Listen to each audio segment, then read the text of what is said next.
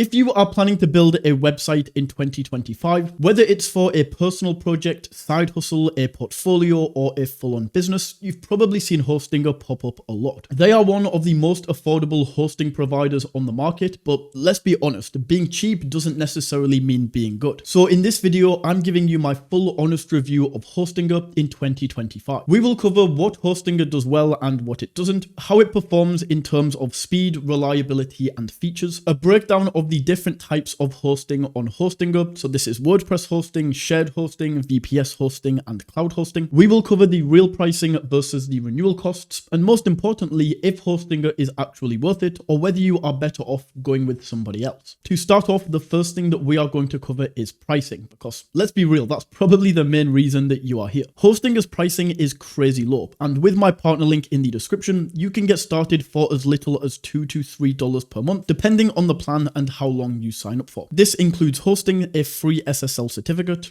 free email, a free domain name, DDoS protection, and a surprisingly good level of performance. And yes, that price does go up when it's time to renew, but that's the same as every other hosting provider on the planet. So if you are looking for the most cost-effective option to get online fast, Hostinger absolutely nails this. Alright, pricing aside, is Hostinger actually fast? The short answer is yes. Hostinger runs on Lightspeed servers which are optimized for high performance, especially when it comes to WordPress. Here are some of the big takeaways that I've seen. Load times under 1 second for basic sites. Solid uptime above 99.9%, even on the lower tier plans. Built-in caching via the Lightspeed cache plugin. This is on WordPress plans. So whether you are running a photo-heavy portfolio, an e-commerce store, or just a small blog, Hostinger holds up surprisingly well under real-world conditions. Next, let's talk about the user experience. Instead of using the traditional cPanel that a lot of other hosts offer, Hostinger created their own custom dashboard called hPanel. And honestly, I prefer it. With cPanel, which is the main panel that most other hosting providers use, it looks like something out of the early 2000s, maybe 2010s at a push. It's just not a very nice web hosting panel to use. And with hPanel, it's cleaner, it's easier to navigate, and it just feels less dated. Inside of this, you can install WordPress in one click, you can set up email accounts, you can manage your DNS, your domains, backups, files, databases, all from the same place. You can also turn on security features like two-factor authentication or access logs, and you can use their AI-powered website builder if you don't want to touch code. And I'll touch on this a little bit more in a second. Overall though, hPanel is absolutely awesome. It's intuitive even if you are a beginner, if you don't really know what you are doing. So if you just want to get online as soon as possible and you don't want all of the tech headache,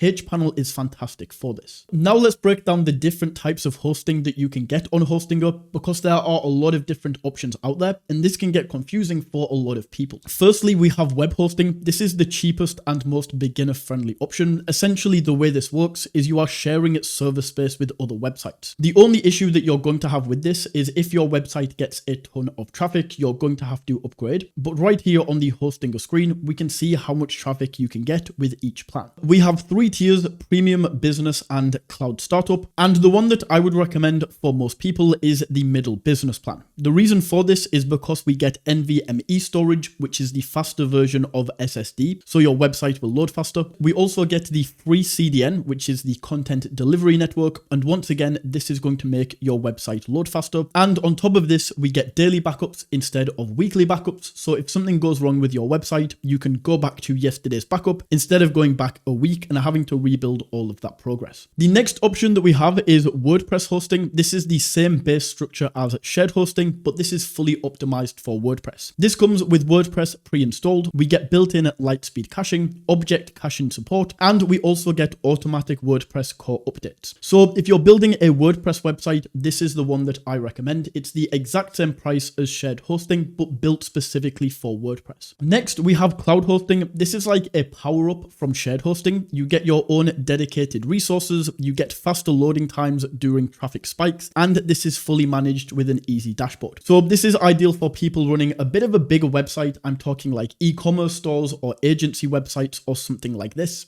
And you need more security. Potentially you're going to be sending more traffic to your website. This is where you will want to be using cloud hosting. Then the final option that we have is VPS hosting. This is for developers or very tech savvy users. You get full root access, you get your own operating system. This is high performance in an isolated environment, but it's unmanaged. So you really need to know what you are doing. So for most beginners, if this is your first time building a website, or even if you've built a website before, but you don't know how to manage hosting, don't use VPS. Go with one of the other options. Finally, we have the website builder. So if you don't want to use WordPress at all, Hostinger has its own drag and drop website builder. It's clean, it's fast, it's modern. It comes with a bunch of beautiful templates. We have e-commerce tools, we have built-in SEO tools, and an AI assistant to build pages. We have two plans for this, the premium website builder and the business website builder. Taking a look at these features, the main difference is just the fact that you can build more websites with the business website builder. We also get access to AI tools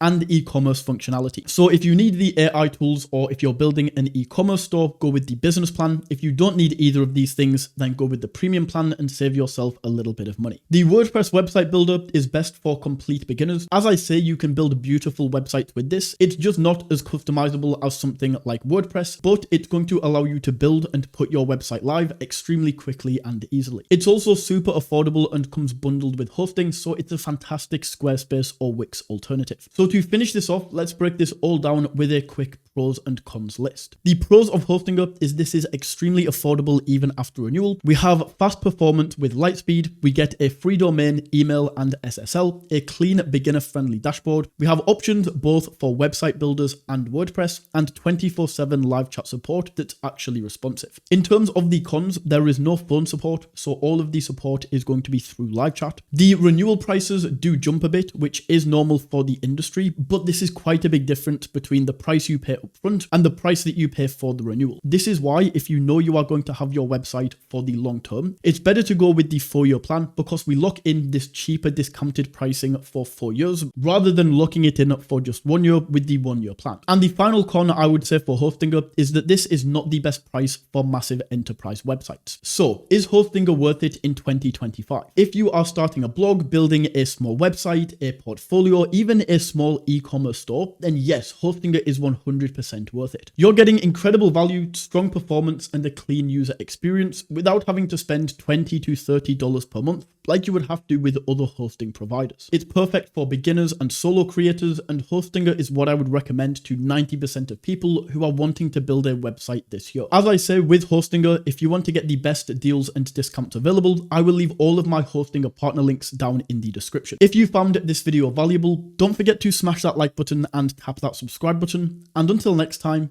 take it easy.